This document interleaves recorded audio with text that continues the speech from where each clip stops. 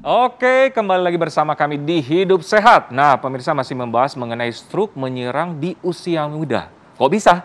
Nah, tadi Dokter Nurul ada statement, ada pasien Dokter Nurul sudah terkena serangan stroke pada usia 12 tahun. Benar. Itu karena apa, Dokter, tadi? Maaf. Itu karena obesitas. Obesitas. Jadi pasien ini gendut banget memang gitu. Faktor risiko lain sih nggak ada, meskipun memang harus dicari lagi faktor genetiknya ya. Iya. Tapi itu utamanya adalah obesitasnya. Obesitas. Iya. Nah, mungkin ibu-ibu juga di rumah nih makin penasaran nih, segede apa sih? Karena kan anak-anak sekarang tuh rata-rata tuh apa ya, gemuk-gemuk Iya. ataupun lucu-lucu gitu, Iya. Dokter. Segemuk apa sih, Dokter? Batasannya yang harus diwaspadai.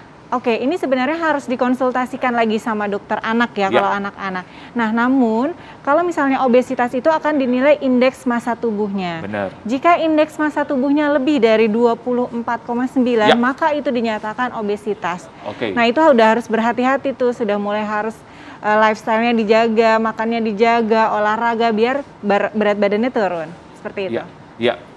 Ya, jadi memang harus disuruh bergerak, jangan Iya, mager ya, walaupun iya. masih anak-anak ya, Dokter. Iya, ya? benar. Iya. Harus bergerak.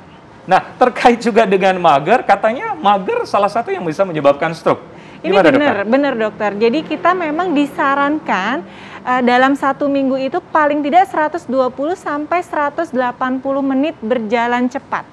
Oh, 120 sampai 180 menit. Berarti berapa? 2 jam sampai 2 jam setengah ya? Iya, dalam seminggu itu kita bisa total dalam Oke, seminggu seperti itu. oke, Misalnya kita nggak sempet nih tiap hari, tapi misalnya bisa kita menyisihkan waktu 3 kali aja dalam seminggu sejam-sejam, itu udah cukup. Nah, apa pengaruhnya sehingga menyebabkan stroke, Dokter? Oke, ketika kita tidak malas bergerak, maka metabolisme kita tidak bagus. Nah, itu tadi akan menimbulkan kolesterolnya naik, kemudian tensinya juga naik, gulanya naik, dan sebagainya, sehingga menyebabkan stroke. Ya. Seperti itu. Oke. Nah, hati-hati ya, harus selalu bergerak ya, walaupun di usia benar. muda ya. Nah, Dokter, di usia muda katanya memiliki riwayat gangguan pembekuan darah lebih tinggi resikonya terkena serangan stroke. Fakta atau mitos? Ini fakta, Dokter Eklas. Oh. Iya, jadi memang pembekuan darah itu kental hubungannya dengan stroke. Ketika misalnya terjadi pembekuan darah, maka aliran darah ke otak itu berkurang. Sehingga itu akan menyebabkan oklusi penyumbatan. Nah, ini tadi yang akan menyebabkan stroke tadi. Ini sering terjadi pada pasien-pasien COVID, itu beberapa 2-3% pada pasien COVID kan dia terjadi kekentalan darah, hiperkoagulasi. Nah, itu bisa terkena stroke. Oke. Jadi karena hiperkoagulasi, karena pembekuan darah, jadi tersumbat asupan darah ke otak ya? Iya, benar. Jadi menyebabkan trombus gitu, jadi dia kena stroke. Oke. Salah satu juga yang COVID ya? Karena Iya, bisa salah satunya menyebabkan COVID. kekentalan darah. Oke. Nah, kelainan jantung katanya bisa sebabkan serangan stroke di usia muda. Fakta atau mitos, Dokter? Fakta, Dokter Eklas.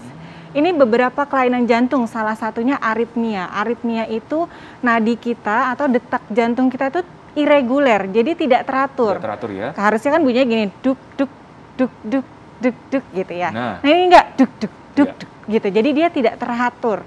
Nah, itu biasanya disebabkan karena gangguan katup.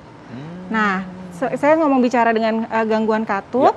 Gangguan katup lainnya juga bisa menyebabkan terjadinya stroke. Misalnya paten foramen ovale, jadi ada lubang di katupnya. Itu juga bisa menyebabkan jantung, menyebabkan stroke. Oke, jadi karena kelainan di struktur ataupun di anatomi jantung juga ya? Iya, ya? benar. Oke. Jadi memang harus waspada ya, Dokter ya?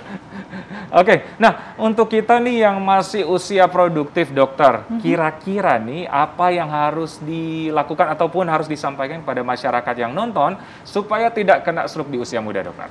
Oke, untuk mengurangi risiko terjadinya stroke, kita harus mengubah lifestyle kita. Lifestyle ya, setuju, Dok? Satu itu, ya. Biar kenapa?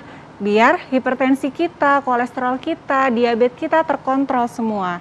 Nah, kemudian kita harus jalan tadi kan, jangan mager, bergerak pokoknya. Olahraganya minimal jalan kaki aja, lari boleh, atau olahraga lain, yoga, ataupun olahraga lain boleh ya, Dok ya. Kemudian, atau misalnya boleh, yang penting bergerak gitu. Nah, kemudian setelah itu kalau misalnya sudah punya riwayat darah tinggi, kolesterol, itu harus dikontrol dengan baik. Targetnya adalah tensi kita itu harus kurang dari 140/90. Oke, 140/90. Jadi kalau di atas itu udah itu harus waspada. Sudah dikatakan hipertensi dan itu sudah harus diterapi. Ya. Kemudian yang kedua, kolesterol. Kolesterol kita ini juga harus dikontrol. Ini ada beberapa yang mengindikasikan dislipidemi, salah satunya trigliserid. Trigliserida harus kurang dari 200, kemudian kolesterol total harus kurang dari 200. LDL atau kolesterol jahatnya itu harus kurang dari 100. Ini harus dikontrol dengan baik juga. Gitu. Kemudian diabetes juga harus dikontrol dengan baik. Target gula kita harus kurang dari 140. 150. Oke dokter, nah itu kan berbagai penyakit metabolik. Kalau makanan gimana dokter? Kalau makanan itu tadi, kita harus menghindari makanan yang terlalu tinggi garam, terlalu tinggi banyak lemak, kemudian kita harus diet tinggi sayur-sayuran dan buah-buahan gitu. Seperti itu. Nah kemudian hindari atau kurangi merokok, kemudian kopi itu juga nggak boleh terlalu banyak, sama satu lagi alkohol. Alkohol itu juga bisa menimbulkan stroke. Jadi kita harus kurangi atau tidak boleh minum alkohol. Kembali di ini ya, lifestyle dokter ya. Lifestyle yang baik, makanan yang bijak. Jadi memang untuk pencegahan harus memiliki pola hidup sehat dan selalu nonton Hidup Sehat dokter. Iya benar, biar tahu ilmunya kan. Setuju. Baik Dokter Nurul, terima kasih informasinya sangat jelas. Tetap jaga kesehatan dokter ya. Iya, sama-sama Dokter Ekles. Oke, pemirsa, sesaat lagi kita akan ngebahas bagaimana caranya menjaga nutrisi otak. Penasaran? Sesaat lagi tetap bersama kami di Hidup Sehat.